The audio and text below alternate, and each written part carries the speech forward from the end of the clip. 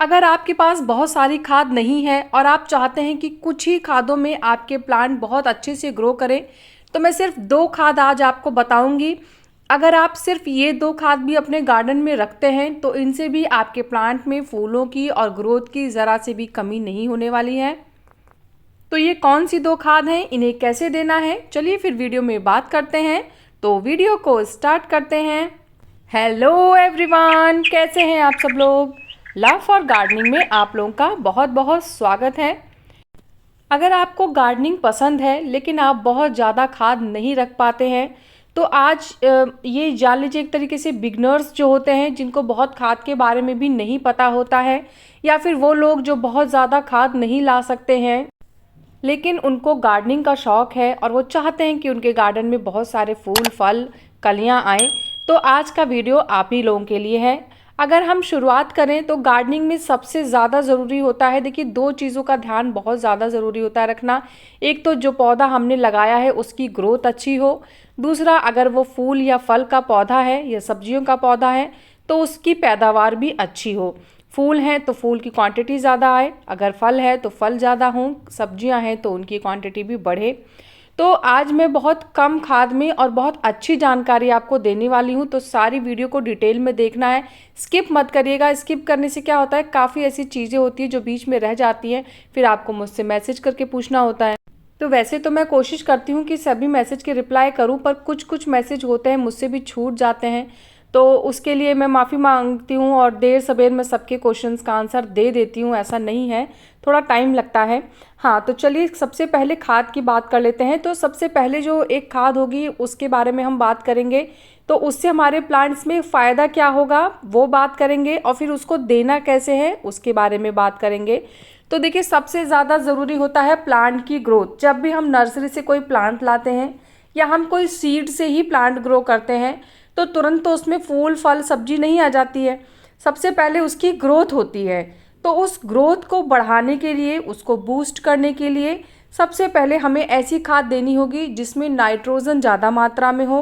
और उसके बाद क्या होता है कि नाइट्रोजन जो होता है उससे प्लांट की ग्रोथ काफ़ी तेज़ी से होती है। उसके बाद फास्फोरस और पोटेशियम की भी ज़रूरत होती है प्लांट में, ताकि उनकी जड़ों का और फूल फलों का विकास हो पाए। और हाँ, मैं दोनों ऑर्गेनिक खाद बता रही हूँ और बहुत ही आसानी से मिल जाने वाली खाद है, आपको बहुत परेशान होने की भी ज़रूरत नहीं पड़ेगी। तो सबसे पहले बात करते हैं NPK यानी नाइट्रोजन फॉस्फोरस पोटेशियम। ये तीनों की प्लांट को बहुत ज़रूरत होती है ताकि उसकी ग्रोथ अच्छी हो, और उसके लिए सबसे अच्छा होता है वर्मी कंपोस्ट या गोबर की खाद। तो वर्मी कंपोस्ट और गोबर की खाद दोनों में ही नाइट्रोजन फॉस्फोरस और पोटेशियम तीनों चीज़ पाई जाती हैं। सबसे ज़्यादा इसमें नाइट्रोजन पाया जाता है। तो नाइट्रोजन हमारे पौधों का विकास बहुत तेज़ी से करता है, फॉस्फोरस से जड़ें बहुत तेज़ी से विकसित होती हैं, और पोटेशियम से फूल और फलों की क्वांटिटी बढ़ती है। तो इसको देना कैसे है, सबसे ज़्यादा ज़रूरी तो ये है, तो इसे 2 तरीके से दिया जा सकता है। सबसे पहला जो तरीका है वो है इसकी लिक्विड खाद कैसे बनानी है, तो मैं आपको दोनों तरीके बताऊंगी। तो सबसे पहले मैंने क्या किया है, मैंने यहाँ पे लगभग 2 लीटर पानी लिया है, और 2 लीटर पानी में लगभग मैंने 4 से 5 मुट्ठी वर्मी कंपोस्ट को डाल दिया है। अगर आपके पास गोबर की खाद या लीव कंपोस्ट है, लीव कंपोस्ट मतलब पत्तों की जो खाद होती है, तो आप उसका भी इस्तेमाल कर सकते हैं। इसके बाद मैंने नीम की खली डाली है, तो नीम की खली ऑप्शनल है, अगर आपके पास नीम की खली है तो आप डालें, अगर नहीं है तो कोई ज़रूरत नहीं है। खाली वर्मी कंपोस्ट भी बहुत ही अच्छा काम करती है। इसको अच्छे से मिक्स कर देना है, और मिक्स करने के बाद हम इसे कम से कम 3 दिन के लिए ढक के किसी छांव वाली जगह पे छोड़ देंगे, और बीच बीच में डेली 1 से 2 बार इसको चला देंगे। चलाने से क्या होता है, मिट्टी में पानी में जो हमारी वर्मी कंपोस्ट है वो अच्छे से मिक्स होती रहती है। तो इसको इसी तरीके से ढक के और रख देना है। छांव वाली जगह हो, तेज़ धूप ना आ रही हो, इस चीज़ का विशेष ध्यान रखें। और उसके बाद 2 से 3 दिन बाद मैं दिखाती हूँ, ये कुछ इस तरीके से हो जाएगी। ये देखिए इस तरीके से ये खाद हमारी बनके तैयार हो गई है, लेकिन इसको ऐसे नहीं देना है, अभी ये बहुत गाढ़ी है, और पौधों को हमेशा लिक्विड खाद दी जाती है जो थोड़ी सी पतली हो। तो लिक्विड तो ये है ही, पर ये अभी बहुत गाढ़ी है, हमें इसको पतला बनाना होगा। तो पतला बनाने के लिए देखिए मैंने यहाँ पे क्या किया है, इसको पहले अच्छे से मिक्स कर लिया है, और मिक्स करने के बाद मैंने 1 गिलास ये पानी ले लिया है, और अब मैं इसे 1 लीटर पानी में मिक्स कर दूंगी। तो ये देखिए, अब ये जो हमारी खाद बन गई है, ये बहुत ही अच्छी लिक्विड खाद बन के तैयार हुई है। इससे पौधों की ग्रोथ बहुत तेज़ी से होगी। आप 15 से 20 दिन में एक बार ये खाद अपने पौधे को दे सकते हैं। इससे पौधे की ग्रोथ बहुत ही अच्छी हो जाएगी और आपको मतलब बहुत ज़्यादा मेहनत करने की भी ज़रूरत नहीं पड़ेगी। ये खाद आप इंडोर प्लांट्स में भी दे सकते हैं और फ्रूट और वेजिटेबल के प्लांट और फ्लावर के प्लांट, हर तरीके के प्लांट को दे सकते हैं। तो इससे ग्रोथ बहुत ही तेज होगी। अगर आप वर्मी कंपोस्ट या गोबर की खाद को लिक्विड में नहीं देना चाहते हैं तो ये दूसरा तरीका है, इससे भी प्लांट की ग्रोथ बहुत अच्छी होती है अगर आप इस तरीके से देंगे। तो इसके लिए हमें क्या करना होगा, सबसे पहले मिट्टी की गुड़ाई कर लेनी होगी। गुड़ाई करने के बाद जितनी भी ऊपरी लेयर की मिट्टी है, कम से कम 1.5 से 2 इंच की, उसको आपको क्या करना है, थोड़ा सा स्टेम के नज़दीक पहुंचा देना है। जो प्लांट है, जिस भी प्लांट में आप दे रहे हैं उसके नज़दीक करके और एक गहरा सर्कल बना दीजिए। और उसके बाद अगर आपके पास गोबर की खाद है या फिर वर्मी कंपोस्ट या फिर लीव कंपोस्ट, तीनों में से कोई भी कंपोस्ट आपके पास है, तो आप उसको प्लांट में डाल दीजिए। प्लांट में डालने के बाद फिर वापस से इसके ऊपर मिट्टी की लेयर बिछा के इसे ढक दीजिए और ढकने के बाद फिर पानी दे दीजिए। ये भी सेम काम करती है, बस ये है कि इसमें क्या होता है कि आपको हर प्लांट के पास जाना होगा, इस तरीके से मिट्टी की गुड़ाई करके उसको ऊपर करना होगा, फिर खाद डालनी पड़ेगी। तो ये थोड़ा सा टाइम टेकन होता है, ज़्यादा टाइम लेता है। और जो अगर हम लिक्विड बना लेते हैं तो उसमें क्या है कि सिर्फ आपको गुड़ाई करनी है और प्लांट को वो खाद दे देनी है। तो दोनों में से जो भी आपको आसान लगे, रिजल्ट दोनों का सेम ही होगा। बस आपको जो सही लगता है आप उस हिसाब से दीजिए। इस खाद को देने से ये जो न्यू ग्रोथ आप देख रहे हैं ना, ये देसी रोज़ का प्लांट है और इस समय बहुत ही अच्छी ग्रोथ हो रही है इसके ऊपर। तो जब हम वर्मी कंपोस्ट इसको देते हैं ना, तो ये ग्रोथ बहुत तेज़ी से बढ़ती है और काफ़ी मोटी और हेल्दी ब्रांचेज आती हैं। तो जो इस तरीके की खाद होती है, नाइट्रोजन वाली खाद, उससे प्लांट की ग्रोथ बहुत तेज़ होती है और जो ग्रोथ आती है वो काफ़ी हेल्दी होती है। तो अगर आप चाहते हैं तो आप खाली एक वर्मी कंपोस्ट या गोबर की खाद अपने गार्डन में रख सकते हैं और समय समय पे इसे देते रहें। 20 या 25 दिन में एक बार आप इस तरीके की खाद प्लांट को दे सकते हैं।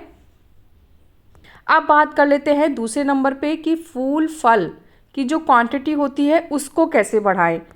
तो अपने गार्डन में फूलों की क्वांटिटी को बढ़ाने के लिए या सब्जी और फलों की क्वांटिटी को बढ़ाने के लिए सबसे ज़्यादा ज़रूरी जो चीज़ होती है वो होता है पोटेशियम। पोटेशियम से फूल फल बहुत ज़्यादा मात्रा में आते हैं और इनकी ग्रोथ भी बहुत अच्छी होती है, संख्या बढ़ती है, आकार भी बढ़ता है साथ साथ में। तो इसके लिए हम यहाँ पे जो खाद यूज़ करेंगे वो बहुत ही आसानी से सबके किचन में मिल जाती है और इसको भी हम 2 तरीके से दे सकते हैं।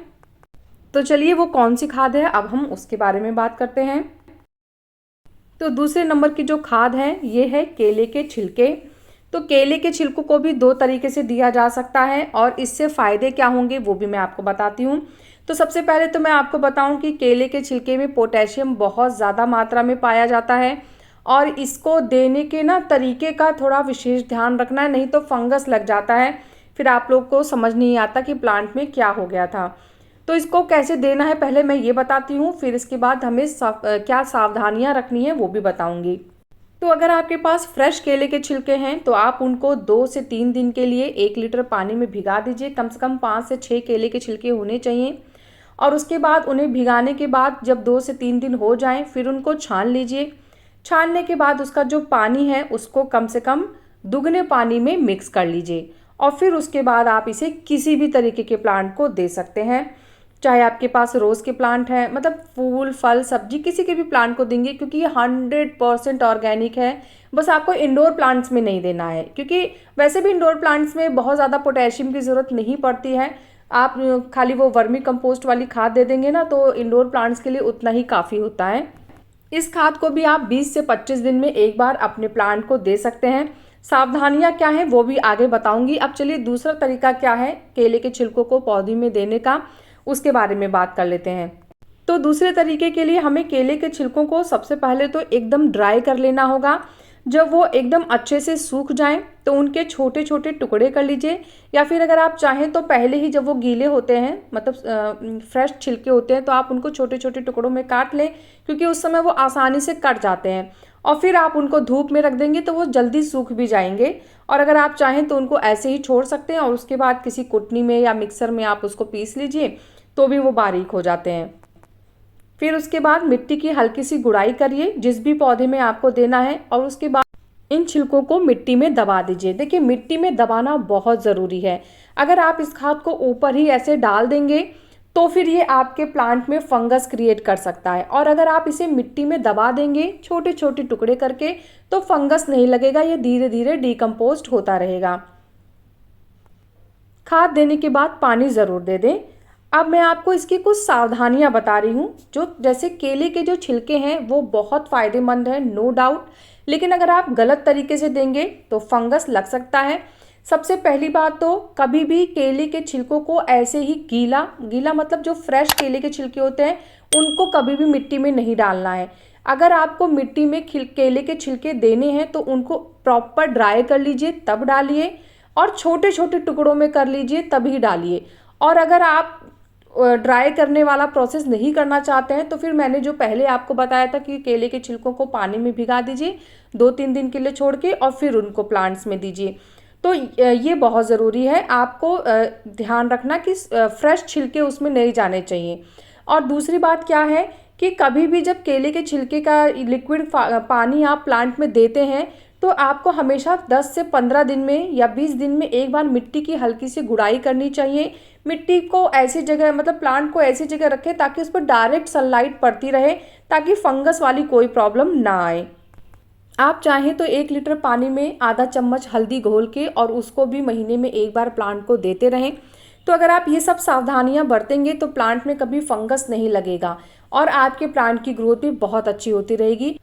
तो सारी डिटेल सारी जानकारी बता दी है। इसके बाद भी कोई क्वेश्चन कन्फ्यूज़न होगा तो आप कमेंट करिएगा।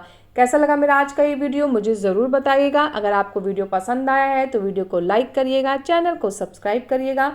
मिलते हैं फिर नेक्स्ट वीडियो में, तब तक के लिए बाय, टेक केयर।